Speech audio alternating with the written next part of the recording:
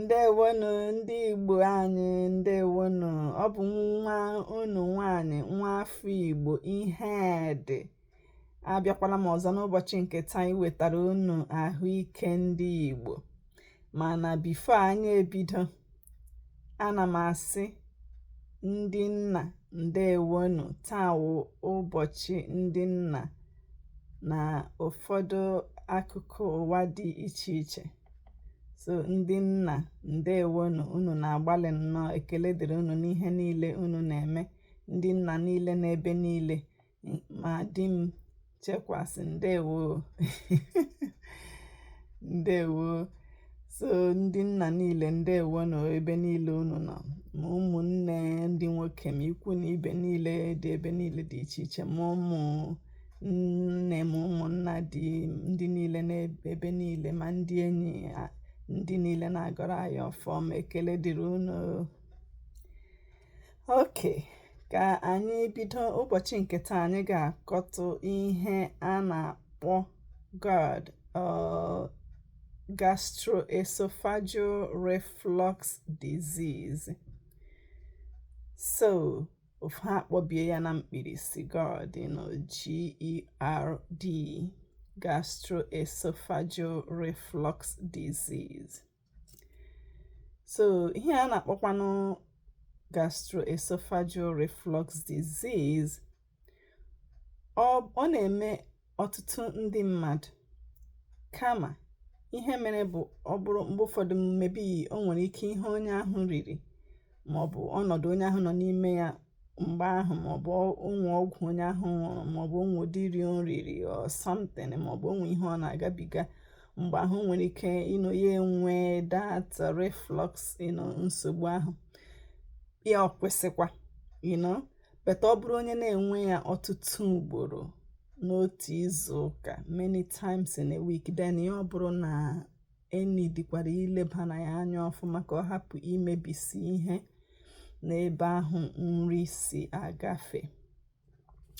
So ihe na-akpatakwanụ ihe reflux awụ mgbe onwe ihe ndị oyibo na-akpọ lower esophageal sphincter. So ịma anyị rie nri, mgbe anyị tinyere ya n'ọnụ, anyị ata nri ahụ, maọbụ nke atara ata, ma nke aṅụrụ aṅụ, ma nke eloro elo. So mgbe nri ahụ bịara gaa, ịma opi nkọlọ gafekwara ebe a. So mgbe nri ahụ si gawa n'opi nkọlọ gawa, so onwe ihe a na-akpọ lower esophageal sphincter, almost like a muscle. Ka mkpọ ya muscle nọ dị na lower esophagus, so esophagus bụ opi nkọlọ. Ndị Igbo ụfọdụ na-akpọ ya opi nkọlọ, ebe nri si agafe banye n'afọ. So before ya banye n'afọ ahụ, ihe sphincter ahụ, muscle ahụ dịka valve na-eme ya n'otu. So mgbe ahụ irifee nri ya, o mepetụ nri agafe ya, o close. But ọ bụ na onwe ihe meziri, ọ na-eklozu ọfụma, ya nọdụ otu instead of iklozu ọfụma. Ọkụ ya wụ onwe ihe mere ka gaasị ma acid si ebe afọ pụta, gafere ebe ahụ, ya pụtazie. Mgbe ụfọdụ mmadụ aifilie ya, maọbụ ya dịka nri onye ahụ riri ọpụtara or something, but a ka ga-ekwutukwu mụọ.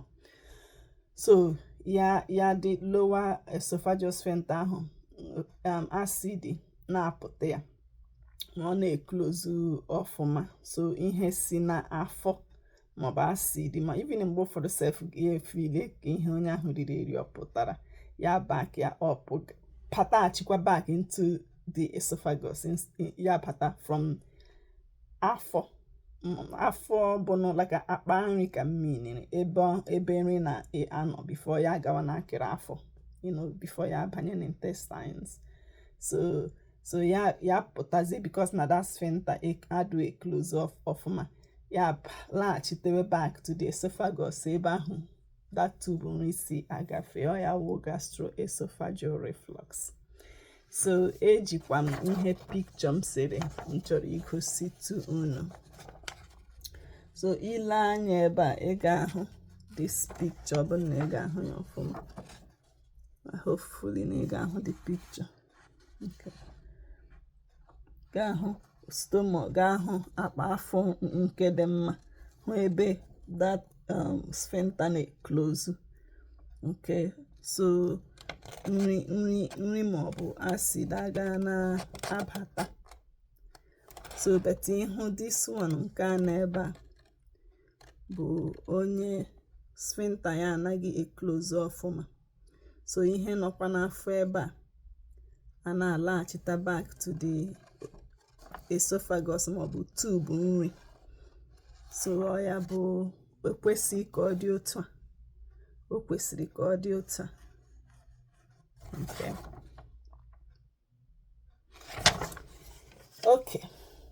Ọ dị mma. So ugbu a ka anyị kwutukwana olee ihe nwere ike ịkọsụgasị ihe a ga-eji na-eme. Again, remember na ekwuburu m na ọ na-eme ọtụtụ ndị mmadụ. Almost everyone once in a while nwere ike ime experience. But ọ ya na-eme all the time, oge niile ya na-eme ọ ya wụ mgbe ọ dịghị mma, because o nwere ike ịkọsụ damage na tube ahụ nri si aga. O nwere ike ịkọsụ minor or serious problems. Okay, o nwere ike ịkọsụ nsogbu dị obere ma ọ bụ nsogbu buru ibu for onye ahụ. So lekwana ihe nwere ike ịkọsụgasị ihe ndị a. Ihe nwere ike ịkọsụgasị ya dị ọtụtụ. Okay, ihe nwere ike ịkpata ya dị ọtụtụ. Number one, older adult. Mmadụ na-eto na-emetụkwanụ okenye. A lot of things na-adị echenji. So mmadụ na-eto na-abụ okenye. Ihe ahụ m sịrị gị, that sphincter a na-akpọ sphincter, that muscle or valve nọ n'okpuru ebe this valve nọ here. Okay, so mmadụ na-abụtawa dimkpa, ya bịa dịwa weak. Okay, so ya bịa that valve abịa dịwa weak. So ya bụ ihe mere. And then mmadụ nwekwara ike ya na-emeta dimkpa. Ụfọdụ ndị mmadụ nwere ike nwegasị ihe ọzọ dị iche iche na-eme ha ma ha bụwa dimkpa. So ha nwegasị ụmụ ọgwụ ụfọdụ ha nwere ike na-aṅụ iji na-eyi aka fọ ihe ndị ọzọ na-eme ha n'ahụ. So ụfọdụ ọgwụ ahụ nwekwara ike ime ka that sphincter, so ka ọ dịkwa weak, nke ọ ga na-eclose ọfụma. Then mmadụ na-emetakwa dimkpa asụ, ụfọdụ akpọ ya asụ or saliva. Okay, otu saliva si apụta n'ahụ mmadụ nwere ike change. So onye nwere ike metawa dimkpa, ahụ ya nwere ike ọ gaa na-eproduce na-ewepụta saliva at the amount ọ na-ewepụta bụ before, because saliva ahụ bụ asọ mmiri. Ọ na-help kwanụ, ọ na-enye aka ya neutralize acid nọ n'afọ. So ọ na-enye aka ime ka acid nọ n'afọ ka ọ dị balance, ka ọ dị otu o kwesịrị ịdị, eme neutralize ya. So but onye bụwa dimkpa, asọ adị smaller the production. Then mmadụ ibu kwa oke ibu, ọ na-ada akpata ọtụtụ ihe dị iche iche. So onye ọbụla ga na-ejisi ike. Ọ dịghị izi mgbe ụfọdụ ọwụrụ na mmadụ ebuola ibu, ịwụlata ahụ, ọ na-ara ahụ. Beta ijisi ike, onye ahụ amara na ọ ga-enyere ya aka. So onye ahụ jisi ike, because onye bụ ibu ọ na-eme increase pressure. Okay, so tinye a lot of pressure n'afọ, mekwukwa that sphincter adị more relaxed. Ịṅụ siga or ise siga, smoking cigarette. Okay, smoking cigarette ọ dị bad, ọ na-akọsụ damage everywhere n'ahụ mmadụ. So ọ ga-emekwa that sphincter, that lower esophageal sphincter m sịrị gị, ya adịkwa relax, ọ ga na-eclose ọfụma. Also, ndị na-esekwa siga, ndị na-aṅụ oke siga, saliva ha na-ewepụta, asọ mmiri ha na-ewepụta na adị less. So ya omekwa, because cheta na saliva or asọ mmiri na-enye aka neutralize acid, ime ka acid ahụ afọ gị, akpa nri mmadụ na-ewepụta. So asọ mmiri na-eme ka ọ hapụ ịdị oke acidic. Otu esikwa kwuo ya n'Igbo. Okay, so heavy alcohol use, ịṅụ oke mmanya. So ọ na-emekwa ka that lower esophageal sphincter dịkwa more relaxed, ka ọ na-ahapụ close ọfụma. So ọ bụrụ onye na-aṅụ oke mmanya, ya ejiri nwayọọ wetụtụkwa aka. Onye na-aṅụ oke mmanya, especially mmanya ọkụ, hot drink, hot drink, mmanya nwe alcohol nnukwu. Ha nwegasị aha dị iche iche, ma kai, okay, ndị Igbo na-akpọ ya, so all those spirits, all those hot drinks, onye ahụ eji isi ike wetụtatụ aka. Iri oke nri. So at one time, ịmana like iri nnukwute nri, iri nri buru ibu, so onye ahụ kwesịrị ya riwe na ya oritu ya ebe o bughị ibu too much, ebe ọ dịghị too much, because iri nri ahụ ebe ọ dị too much, afọ akpa nri mmadụ, that stomach, ejukwanụ too much, ya ojuju. So ya bịa dị too much, nri ju ya too much, ya etinyezie pressure, okay, ya etinyezie pressure na that lower esophageal sphincter, okay, that lower esophageal sphincter kwesịrị close. So mmadụ rie nri too much, ya etinye too much pressure on that, so ọ ga-close nwa ọfụma. Then those stomach content nwere ike pụta from akpa nri bụ the stomach, na-apụta abata na esophagus. O nwekwa ihe a na-akpọ obstructive sleep apnea. Onwe ndị na-enwe nsogbu ma ha hinwu ụra, so nke ahụ ka bụ ihe anyị ga-ekọ ụbọchị ọzọ. But mgbe ụfọdụ ha hinwu ụra, number one, ha ga na-agwụ ụra, but ọwụcha dị ịgwụ ụra with that the problem dị serious. Ihe dị serious ma ọ wụrụ onye ahụ nwere obstructive sleep apnea wụ mgbe ụfọdụ ya dịka ọ naghị eku ume mgbe ọ na-ehi ụra. O nwere ike onye ahụ na-ehi ụra, ya ome ka iku ume ya kwụsịrị for few seconds. So mgbe ahụ na-achọ ka oku ume, onye ahụ nwere ike ya sị n'ọtọ ihe ga anabụ, so mgbe ụfọdụ onye ahụ nwere ike bilite mgbe ọ na-ehi ụra, makwa na ya ote. So your body is always fighting, trying to keep you alive. So onye nwere obstructive sleep apnea, ọ na-etinyekwa aka, ọ na-etinye aka ịkọsụ nsogbu because of the pressure, and the lower esophageal sphincter. So ha abụọ is like they just kind of go hand in hand. So onye nwe ya nọ, ọ ga na-ehi ezigbo ụra, and mgbe ị na-ehi ezigbo ụra, ahụ ga na-ezu ike. So ọ ga-emekwa the reflux ahụ, indigestion ahụ adịkwa worse. Okay, so olekwana otu a ga-esi mara na mmadụ, ọ bụ na mmadụ nwere this gastroesophageal reflux disease. So otu a ga-esi mara ọ bụrụ na onye ahụ na-enwe ihe a na-akpọ indigestion, mgbe ụfọdụ n'olu ndị ụlọ ọgwụ, ndị hospital, ma ndị na-akpọziekwa ya dyspepsia. So dyspepsia just mean indigestion. So mgbe ụfọdụ mmadụ nwere ike ya dịka ọ nọ na-eri ya, mgbe ụfọdụ ya dịka ya richaa anya, afọ eme ka okoro ya eko, like ya do uncomfortable. Mgbe ụfọdụ ya na-ebelchi, like ibi nkọ. Onwe ndị na-akpọ ya ibi nkọ, like ya na-ebelchi. So too much gas, a na-apụta. So ya bụ akpọkwa nke excessive gas ahụ kwa belching, oke belching. Mgbe ụfọdụ mmadụ na-ebelchi too much, akpọkwa ya ma ọ bụ eructation. Ndị oyibo akpọkwa ya eructation. So too much belching, na-ebelchi all the time.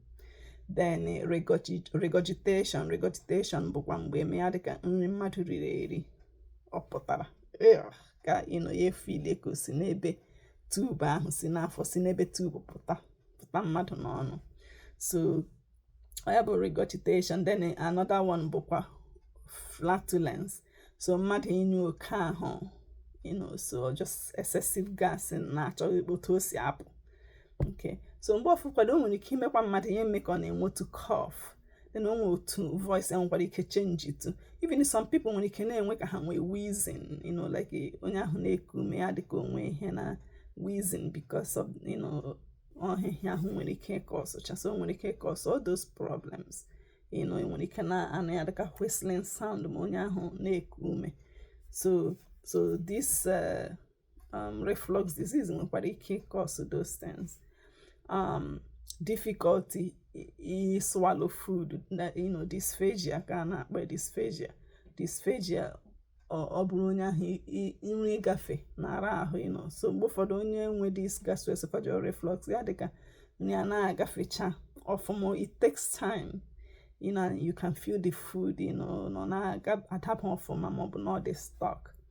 Even mgbe ụfọdụ kwa mmadụ nwere ike nwee ya rie nri ọ na-afụ ụfụ. Okay, so those are some of the things, ụfọdụ ihe mmadụ nwere ike ịhụ with gastroesophageal reflux disease.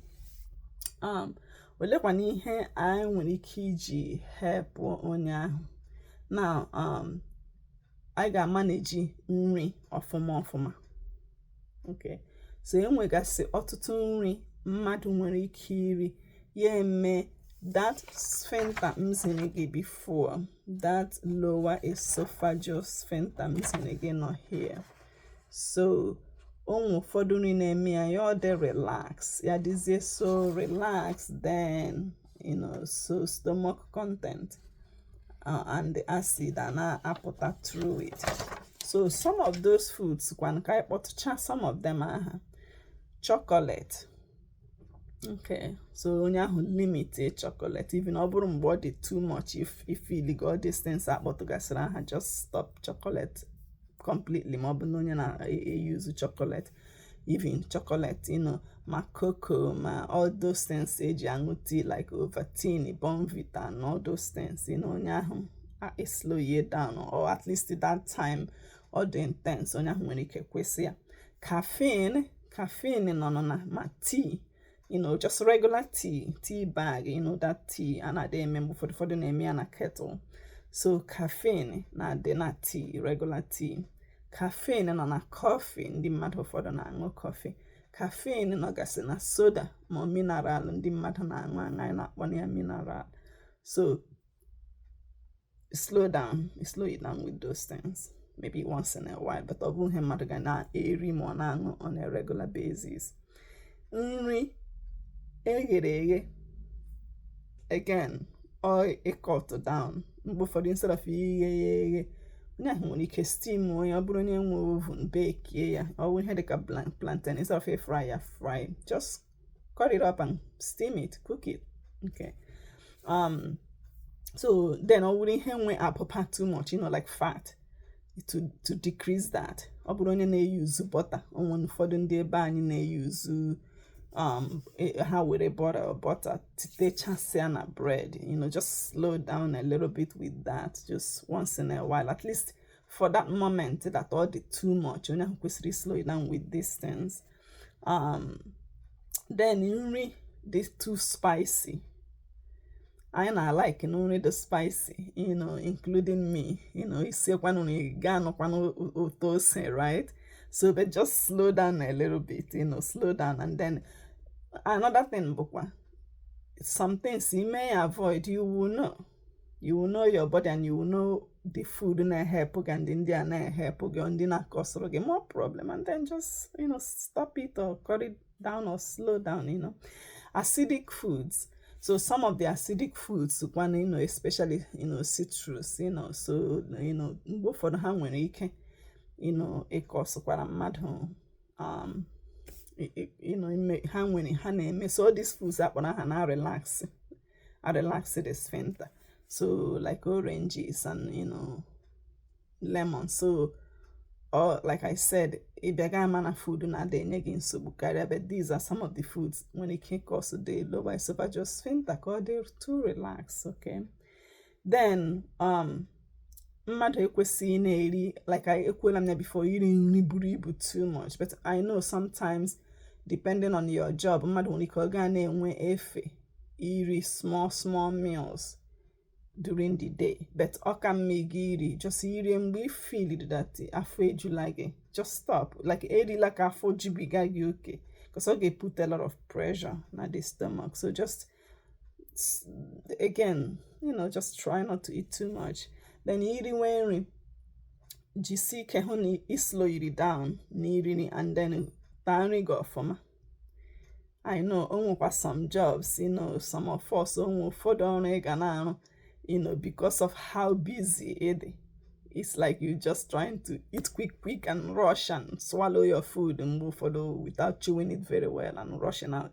So again, okay, so just keep telling yourself, or if you find yourself gwa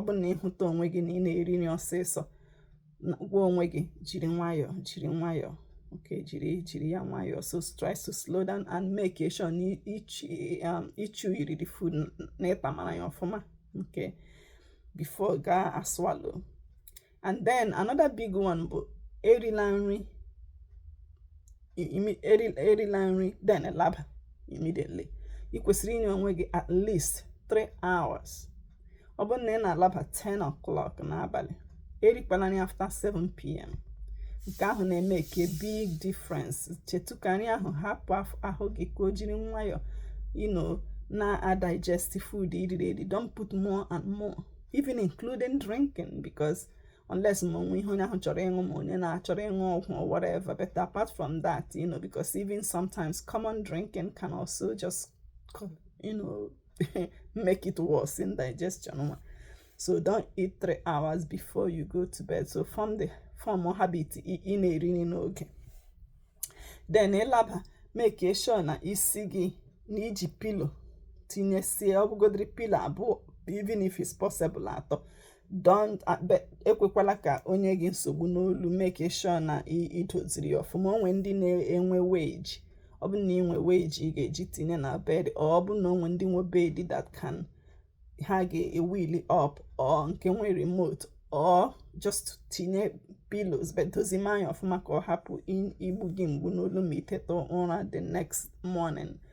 So better ehina flat, or ya with the bottom line ehina flat. Okay, ama ndị Igbo anyị, even ndị mgbe ochie enwegasị ihe ha na-etinye ya na bed ka o welite tu elu matras ahụ ka ọ hafụ edo too flat. And then also ihi nwụra left side dịkwa mma due to the anatomy of the body. So the left side can help ka nri hapụ ịgbagote from afọ, you know, gawa to that tube nri si agafe. So ihe na your left side ọ na-help ya eme ka stomach nọ below, nọ n'okpuru that tube ka ọ nọ below, you know, so that helps. Also left side na-help ka food digestion ahụ na-aga on, ka food nọ na the small intestine ime nwere akịrị afọ, the small one nwere the bigger one. So ihe na left side ọ na-help for food nọ na small intestine ka o nwere ike ga banye na the large intestine, you know, ka digestion na-take place otu o kwesịrị. So ịma gravity, okay. So and then ọ bụrụ onye n'idiri enyemaka ịkwụsị smoking ma ịṅụ mmanya ọkụ, ya chee enyemaka. Just ihe m na-agwa people, encourage people, help people. Don't embarrass them. Maọbụ emena ha akọla ha ọnụ like onye na-aṅụ oke mmanya ma onye na-aṅụ sịga. Ihe ndị a bụ bad habit. It's not easy to break, or the very, very difficult to break. Almost some people that can do it, as in onye ahụ mere ya cold turkey, they can just quit. But on the channel, some people easy like that. So be neighbor, a family member, or a friend, just help your friend. Keep talking to them. You know, na gwa ha ihe gị ime, you know, ma ọ bụrụ ha jisi ike kwesịghị ọ ga-help yere ndụ ha aka, you know, ka ama n'otu a ga-esi help ha ka ha slow ikwanụ down, ma ọ bụ kwesị completely ịṅụ sịga ma ọ bụ mmanya ọkụ ebe o buru ibu. Then ọ bụrụ onye buru oke ibu ka o jisi ike lose weight ma ị gagharị ije, then it cut down the amount of food a na-eri. And ịgagharị ije, exercise, it helps a lot. It helps a lot. Because ị nwekwara ike na-eri, but you do emegharị ahụ, you don't go anywhere, you don't move, you know, anọkarị ọdụ, maybe your job warrants that, you know. So then, you know, or just onye ahụ jisi ike hụ na ọ na-ekipụta onwe moving, you know, tụgasị he enirikwana m ibilite ọtọ gagharịa. Then adịla eyi efe dị too tight. adịla fedi too tight, or get put some pressure. Then Nrekasị again, when it comes to medication, I always say to see your physician. But then with some medications, when cannot ranitidine, and cannot famotidine, so all those ones are histamine blockers. So some of them go over the counter, like you can just buy them from the pharmacy. Then when they are like omeprazole, pantoprazole, pantoprazole. So those ones proton pump inhibitors. Okay, proton pump inhibitors. So nobody can use those ones again. Some of them are over the counter. Nobody can when pharmacy follow one of the direction. Okay, then we antacids. But antacid is for very short period of time. I won't use all the time, because remember, your body may produce those acid to help to digest food. So you use too much antacid, equals it or slow while that acid too much, or they get that good for the body either. So like just for when you can erase something out, they get cause that too much acid. You're that antacid, but obu here they treat esophageal reflux like in a continuous basis. Even those histamine blockers like ranitidine, famotidine, or the proton pump inhibitors, omeprazole, or pantoprazole, you can use maybe for 14 days. You're question, check more get help. But doing some other things help, some other life changes, only can help to control this. So Nrekasị some food they help, even like ginger. Even in both, just cutting up small ginger, steam it a little bit and drink the water, or for the teenage ginger and or cooking food or baking food, you can have that. Aloe vera, so but some of these things are just in moderation, not too much, because if you too much like aloe vera, it may cause other issues, so I'll just small ndị na-use na help ha ọbụna ha dị constipated, so it helps for the food to keep moving. So yeah, same with some foods that may help. Okay, ndị na-use vinegar. Okay, but or just like a very small quantity of that, so like half teaspoon, mix it and a mini. Okay, and then yeah, so just eating good food, fruits and vegetables, and then avoiding some of those ones I had before. So I will stop here because this video is getting too long now. A chunk corner did too long, so agama kweseba. Okay, so when we hear motarabico, please share with other people. Okay, so I have my intent to be my #1 priority.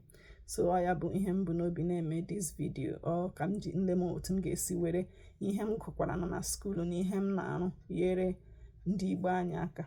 Okay, because oga the one no ota oga hamamota until rukwa n'izu ọzọ, biko onye ọbụla unu nọrọ nke ọma. Okay, ka emesịa again ndị nna papa isokwa ngwanụ ka emesịa unu nọrọ nke ọma.